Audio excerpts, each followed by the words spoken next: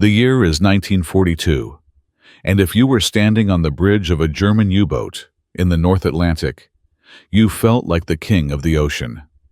You weren't just hunting Allied convoys. You were doing it with almost perfect impunity.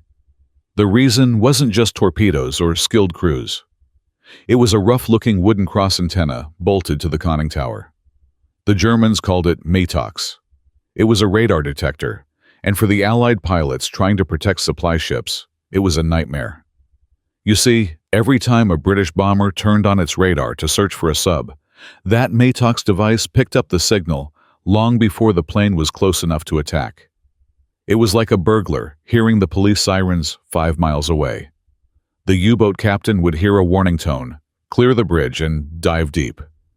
By the time the bomber arrived, the ocean was empty. The Allies were baffled. We were losing the tonnage war, and we were losing it fast. If you appreciate uncovering these forgotten tactical turning points of World War II, you're in the right place. We dig into this history every week, so it's good to have you with us. The problem facing the Allies was technical, but it felt personal. The standard radar, used by the British and Americans, operated on a wavelength of about 1.5 meters. It was reliable, but it was loud. The Germans knew exactly what frequency we were using, and they had tuned every U-boat in the fleet to listen for it. We were essentially shouting, "I'm coming to get you," every time we turned the system on. So, the British command realized they had a terrifying choice. Stop using radar and fly blind, or keep using it and watch the U-boat slip away every single time. They needed a third option. They needed a radar that the Metox device couldn't hear. But according to the physics of the time, that was impossible. To be invisible to the German detectors, we needed to move from long 1.5-meter waves down to tiny centimetric waves, around 10 centimeters. Why 10 centimeters? Because the German antennas were physically too large to resonate with such a small signal. It would be like trying to catch a mosquito with a fishing net. The signal would pass right through them, completely undetected. There was just one massive engineering hurdle. In 1942, no valve in existence could produce enough power at that short wavelength to be useful. You could make a weak signal, sure, but it wouldn't bounce back from a submarine 5 miles away. It seemed like a dead end. Therefore, the Wolfpacks kept sinking tonnage, and England kept starving. But tucked away in a lab at the University of Birmingham, 2 physicists, named John Randall and Harry Boot, were tinkering with a strange copper block. It didn't look like a weapon. It looked like a heavy, drilled-out hockey puck. They called it the cavity magnetron. This is where the story pivots from a war story to a miracle of engineering. Randall and Boot realized that instead of using traditional vacuum tubes, they could blow air over the mouth of a bottle to make a tone, but electronically. They drilled precise circular chambers into the copper. When they ran electrons past these chambers, they resonated. And they didn't just hum, they screamed. When they first turned it on, the output wasn't just good. It was staggering. The cavity magnetron produced 400 watts of power at 10 centimeters. For context, they were hoping for maybe 50. They had just created a portable microwave source that was 1,000 times more powerful than anything the Germans, or the Americans, thought possible. It was the most valuable piece of cargo to cross the Atlantic during the entire war, even more than the gold reserves.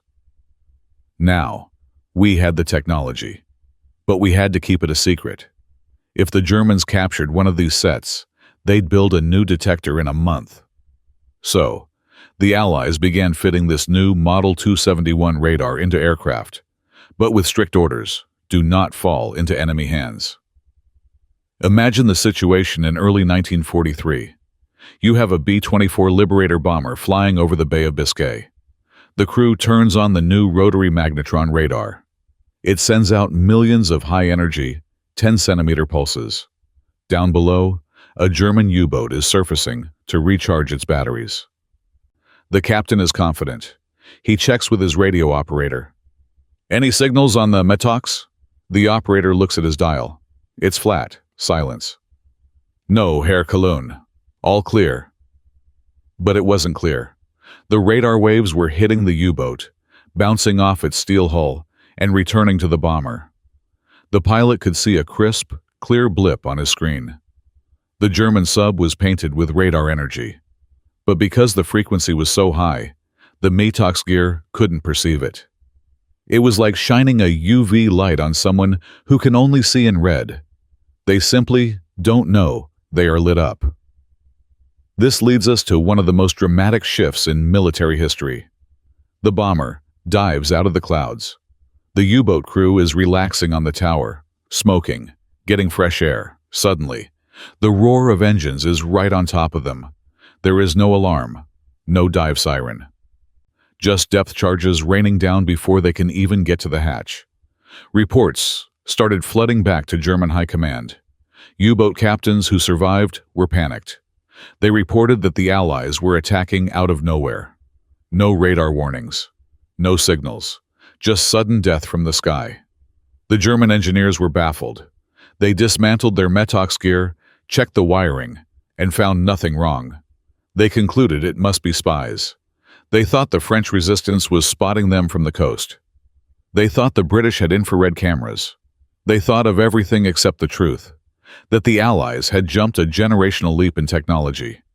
If you're enjoying this deep dive into the hidden tech of the war, a quick thumbs up helps us keep these scripts coming.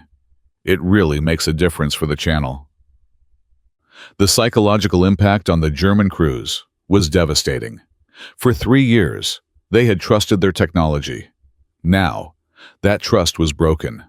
They started staying submerged longer, which meant their batteries ran low, making them slower and more vulnerable. It was a death spiral. The climax of this cat-and-mouse game came in May 1943, a month history remembers as Black May. With the Magnetron radar fully deployed, the Allies didn't just chip away at the U-boat fleet. They slaughtered it. In that single month, 41 U-boats were destroyed. That was 25% of their operational strength. It was unsustainable.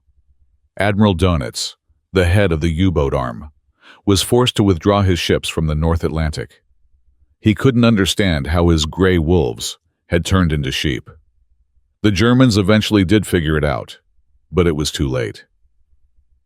They found a magnetron in the wreckage of a shot-down British bomber later in the war. When German scientists looked at the copper block, they were stunned. One German engineer reportedly said, "We are years away from this." This victory wasn't won by a bigger gun or a faster ship. It was won by a wavelength.